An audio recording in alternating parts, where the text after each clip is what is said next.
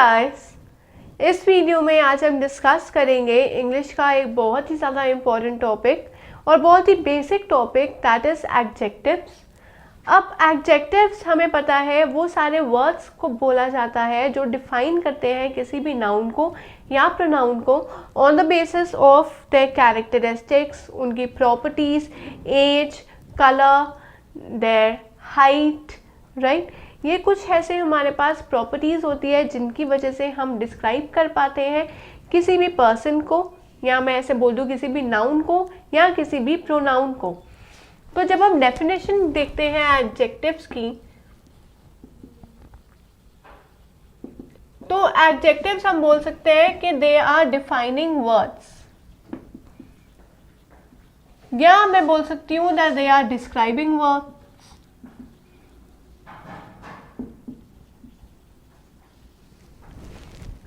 और एडजेक्टिव के बहुत सारे टाइप होते हैं, बहुत सारी कैटेगरीज होती हैं। फॉर एग्जाम्पल एडजेक्टिव ऑफ, जैसे अगर मैं यहाँ पर एडजेक्टिव्स लिख दूँ तो हमारी कैटेगरी होती है number, quantity, quality, then I say demonstration, interrogation and so on. तो आज हम डिस्कस करेंगे डिमॉन्स्ट्रेशन, या फिर हम बोल सकते हैं डिमॉन्स्ट्रेटिव एडजेक्टिव्स। डिमॉन्स्ट्रेटिव एडजेक्टिव्स भी आई कैन से के डिस्क्राइब करने के लिए ही यूज़ किए जाते हैं, क्योंकि नेचुरल सी बात है वो एडजेक्टिव के ही सब पार्ट है। डिमॉन्स्ट्रेशन होता है टू पॉइंट आउट, कि किसी भी नाउन को या किसी भी प्रोनाउन को जब मुझे पॉइंट आउट करना होता है तब मैं यूज़ करती हूँ डेमोन्स्ट्रेटिव एडजेक्टिव्स का। और डेमोन्स्ट्रेटिव एडजेक्टिव के कुछ एग्जाम्पल्स ले लेते हैं हम। एग्जाम्पल हो गए दिस, दैट, दीस, दोस। कि दिस दैट जो है वो सिंगुलर नाउन के लिए या सिंगुलर प्रोनाउंस के लिए यूज़ होते हैं, और दीस दोस जो है वो प्लूरल नाउन्स या प्लूरल प्रोनाउंस के लिए यूज़ होते हैं। दिस का प्लूरल फॉर्म होता है दीस और दैट का प्लूरल फॉर्म होता है दोस। ये तो बहुत ही जनरल हमारा टॉपिक है डिमॉन्स्ट्रेटिव एडजेक्टिव्स का। This, that, the, those. This का मतलब होता है ये, दैट का मतलब होता है वो, राइट। जो बहुत ही पास चीज़ होती है उसको हम दिस से रिप्रेजेंट करते हैं अगर हमें पॉइंट आउट करना होता है। और अगर कोई हमारी चीज़ या कोई भी नाउन या प्रोनाउन अगर दूर है हमसे, थोड़े डिस्टेंस पे है, तब हम बोलते हैं वो या फिर दैट। अगर प्लूरल है तो दोस। ये है डिफरेंस बिटवीन दीज फोर। अब नेक्स्ट हम क्या करेंगे कि थोड़े से एग्जाम्पल्स डिस्कस करेंगे इन सारे वर्ड्स को अपने सेंटेंस में इम्प्लीमेंट करके, ताकि हमें डेमोन्स्ट्रेटिव एडजेक्टिव का कॉन्सेप्ट अच्छे से समझ आ जाए। और अगर क्वेश्चंस में पूछा जाए कि डेमोन्स्ट्रेटिव एडजेक्टिव का कोई एग्जाम्पल, या हमें पिक करना हो कि ये कौन से टाइप का एडजेक्टिव है, तो हम इजीली उसका आंसर दे पाएँ। तो आइए अब हम थोड़े से सेंटेंसेस डिस्कस कर लेते हैं। तो अब हम थोड़े से कंसिडर करेंगे एग्जाम्पल ऑफ डेमोन्स्ट्रेटिव एडजेक्टिव। तो अब हम एग्जाम्पल्स के अगर बात करते हैं तो हम अप्लाई करेंगे डेमोन्स्ट्रेटिव एडजेक्टिव को अपने सेंटेंसेस में। तो फर्स्ट सेंटेंस यहाँ पर होगा हमारा, दिस सिटी इज ब्यूटिफुल। जब हम बात करते हैं this city is beautiful, remember कि जब भी हम डेमोन्स्ट्रेटिव एडजेक्टिव्स के बारे में बात करेंगे तो हमारा क्वेश्चन होएगा विच।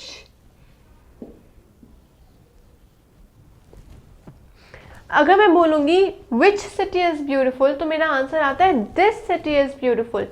तो सिटी को पॉइंट आउट कर रहा है this, therefore this is my demonstrative adjective.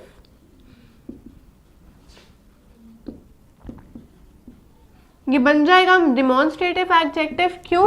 क्योंकि वो सिटी को पॉइंट आउट कर रहा है।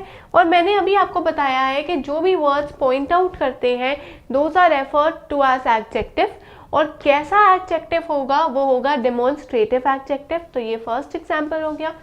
सेकेंड एग्जाम्पल हमारा हो सकता है दो स्टूडेंट्स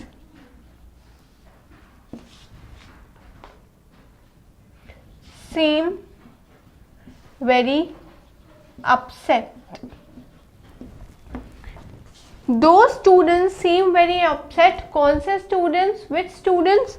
तो आंसर आया दोस्त। अगेन स्टूडेंट्स को जब हम लोग पॉइंट कर रहे हैं, पर्टिकुलर ग्रुप ऑफ स्टूडेंट्स हो सकता है, उनको जब हम लोग पॉइंट आउट करेंगे तो हम बात करेंगे दोस्त की। और क्योंकि हम पॉइंट आउट कर रहे हैं उन चीज़ों को, therefore they will be considered as demonstrative adjectives, क्योंकि demonstrative adjective वो सारे adjectives होते हैं जो पॉइंटिंग के लिए यूज किए जाते हैं। थर्ड एग्जाम्पल आ सकता है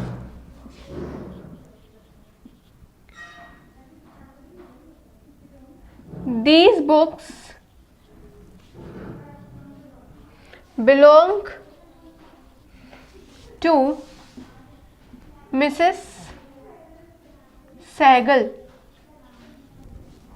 When I say these books belong to Mrs. Sehgal, I am pointing out to a particular book, या कुछ बुक्स के बारे में मैं बता रही हूँ, तो पॉइंट आउट कर रही हूँ। और फिर मैंने आपको बताया है कि पॉइंटिंग के लिए हम यूज करेंगे दिस, दैट, दीज, दोस। और क्योंकि यहाँ पर बुक्स प्लूरल फॉर्म में है, तो प्लूरल फॉर्म के लिए हम दिस की जगह यूज करेंगे these. Therefore that will be the correct usage of demonstrative adjectives।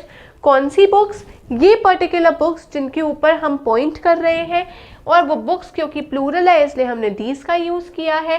Students भी यहाँ पर प्लूरल है, इसलिए we are making use of those instead of that. और दोज इसलिए बोला है क्योंकि मे बी वो स्टूडेंट्स हमसे थोड़ी डिस्टेंस पे है, तो ये भी इंफॉर्मेशन हमें प्रोवाइडेड है कि स्टूडेंट्स डिस्टेंस पे है, इसलिए दोज का यूज किया जा रहा है। सिटी यहाँ पर सिंगुलर है, हम एक ही पर्टिकुलर सिटी के बारे में बात कर रहे हैं, इसलिए हम दिस का यूज कर रहे हैं ओवर हियर।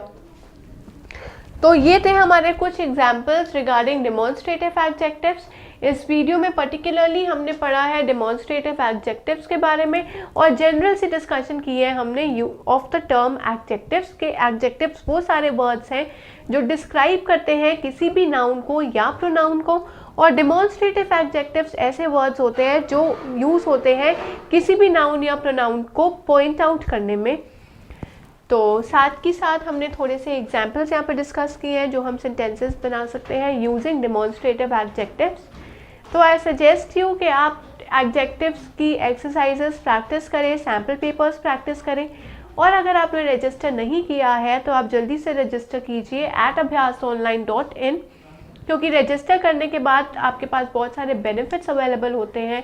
फॉर एग्जांपल आपके पास प्रॉपर कंटेंट अवेलेबल है, उस कंटेंट को आप पढ़ सकते हैं अपने कॉन्सेप्ट्स में और क्लैरिटी लाने के लिए, और आप सैम्पल पेपर्स भी अटेम्प्ट कर सकते हैं, क्योंकि उसके बाद आपके पास एक प्रॉपर एनालिटिकल रिपोर्ट हम प्रोवाइड करेंगे जहाँ पर आपके स्ट्रॉन्ग और वीक कॉन्सेप्ट्स के बारे में डिटेल्ड इन्फॉर्मेशन दी जाएगी। एंड ये इन्फॉर्मेशन आपके लिए बहुत ज़्यादा बेनिफिशियल होएगी, क्योंकि इससे आप आइडिया लगा लोगे कि यही आपके वीक पॉइंट्स हैं, और उन वीक पॉइंट्स को स्ट्रॉन्ग करने के लिए हमें और ज़्यादा प्रैक्टिस की रिक्वायरमेंट होगी। तो की टू सक्सेस यही है कि हम ज़्यादा से ज़्यादा प्रैक्टिस करें ताकि हम अपने एग्जाम्स में अच्छा स्कोर कर सकें, and we can become master of English. So I suggest you to keep learning and keep practicing, and do register at abhyasonline.in.